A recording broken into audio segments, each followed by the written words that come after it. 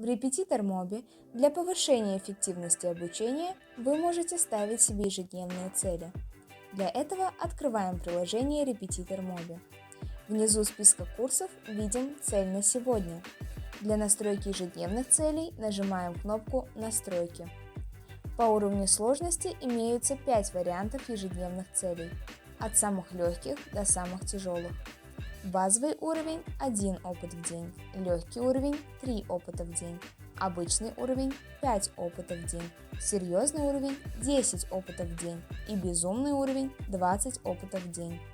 Для получения одного опыта нужно пройти один урок с решением 10 тестовых вопросов. Таким образом, вы можете настраивать объем ежедневных целей.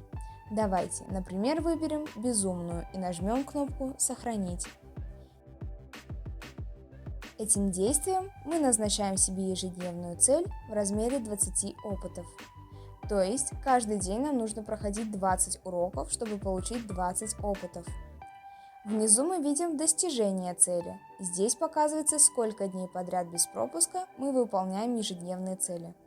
Прогресс по дням показывает наш прогресс в течение последней недели, сколько опытов мы получали каждый день.